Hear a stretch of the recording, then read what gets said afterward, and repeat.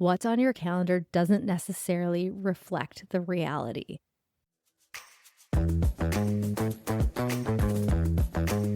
You're listening to Overwhelmed Working Woman, the podcast that helps you be more calm and more productive by doing less. I'm your host, Michelle Gauthier, a former overwhelmed working woman and current life coach. On this show, we unpack the stress and pressure that today's working woman experiences. And in each episode, you'll get a strategy to bring more calm, ease, and relaxation to your life. Hi, friends. Today I'm here with a reminder that you may have heard before from me, or maybe you haven't. But I want to remind you today in this episode because I just had something happen to me this week that drove it home for sure. Sometimes what something looks like on your calendar and the amount of time and space it actually takes up, either physically or mentally, do not match up.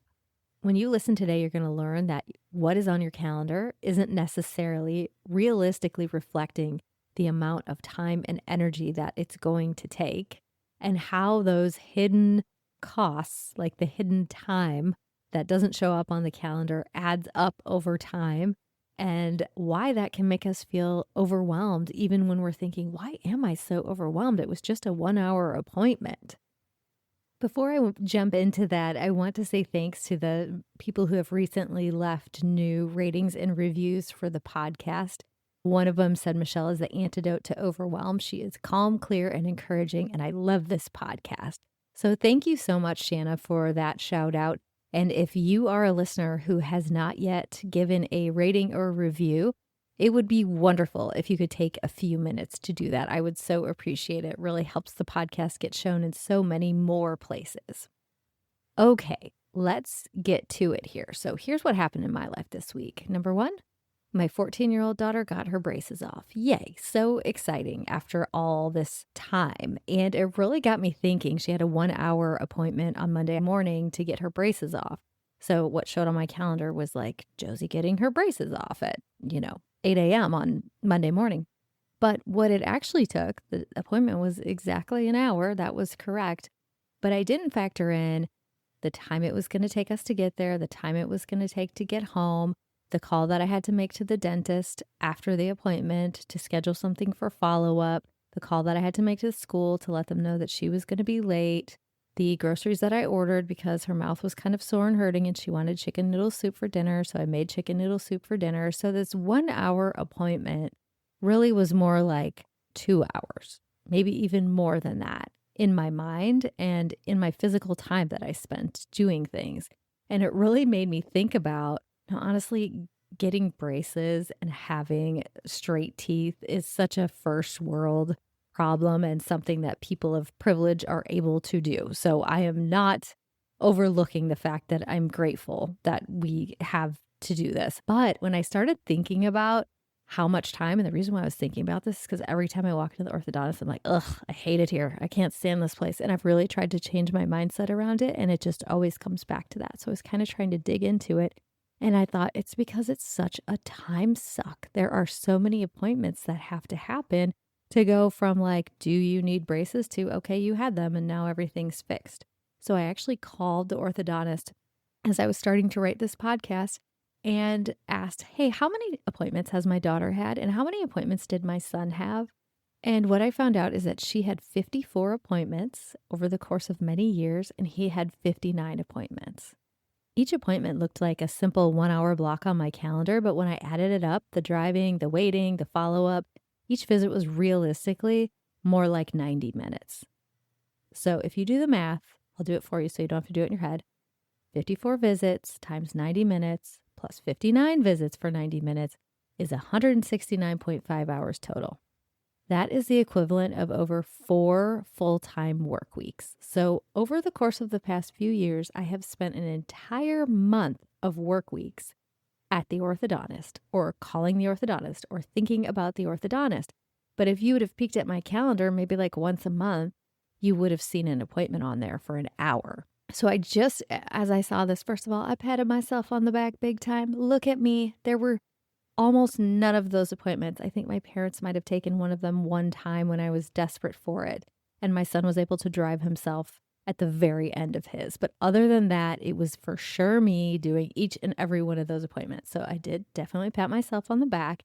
And then I started thinking about this, and we've talked about this on the podcast before, that what's on your calendar doesn't necessarily reflect the reality.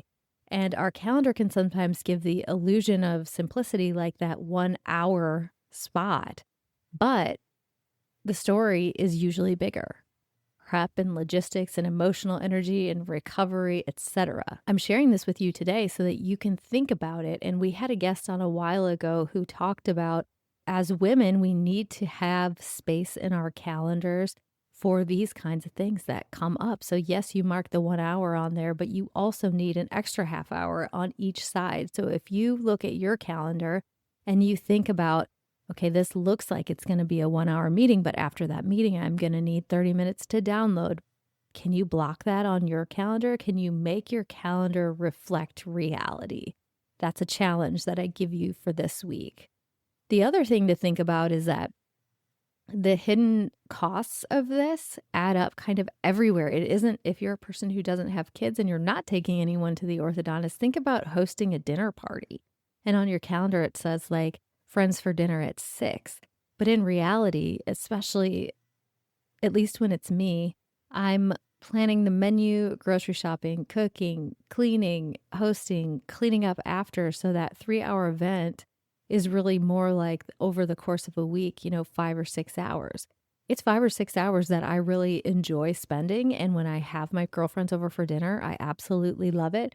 But it needs to be reflected in my calendar when I'm spending that time so that I realize how much time and effort I'm putting into things. Because otherwise, for example, if I really did have all my friends over for dinner, it would indeed just be on Friday night. But it's good for me to be able to see it if I were to go back and reflect reality to say, okay, on Tuesday night, I'm going to spend an hour planning the menu. On Wednesday, I'm going to order the food. On Thursday, I'm going to prep some things. On Friday, I'm going to set the table around lunchtime, etc. All the different things that you have to do. It's the same with travel, doctor's appointments, even quick errands. Those hidden time sucks just sort of sneak in everywhere. And the last thing I want to remind you of is that you're not, sometimes people will say, I don't know why I'm overwhelmed. I don't feel like I have that much on my calendar. So if you just looked at my month worth of orthodontia over time, I might have said, I don't know why this is so overwhelming to me. I don't know why I feel like I'm doing so much. That's why, because it's taking way more time, mental and physical time, than it looks like it's going to. So what I challenge you to do this week is just to, right now, unless you're driving, then do it when you stop. But right now, take a look at your calendar for the week and see if it is reflecting reality, or if you should add some buffer time on either side of it, or if you should just add like some time on your calendar to make phone calls. Like I had to call the dentist and I had to do things like that. Should you build that into your calendar? And that way your calendar more accurately reflect how much time you really have. So for example, if we think about my example of having people over for dinner on Friday night, and if I went to my calendar and I put on an hour each night to work on different things, and somebody said, hey, do you want to go to dinner on Tuesday? I'd look at my calendar and be like, oh, I actually don't, because I'm doing like a lot of prep every night this week. So I really don't want to go to dinner. It just helps you make better decisions when you can see on your calendar what is realistic, how much time things are really going to take you. That's it for this week, friends. As always, if you're feeling overwhelmed and you don't know why, you can click on the link in the show notes to take the overwhelm quiz. It will give you specifics about why you're feeling overwhelmed and even give you free tools to help you solve that problem. Have a great week. Thank you for listening to the Overwhelmed Working Woman podcast. If you want to learn more about my work, head over to my website at michellegothier.com. See you next week.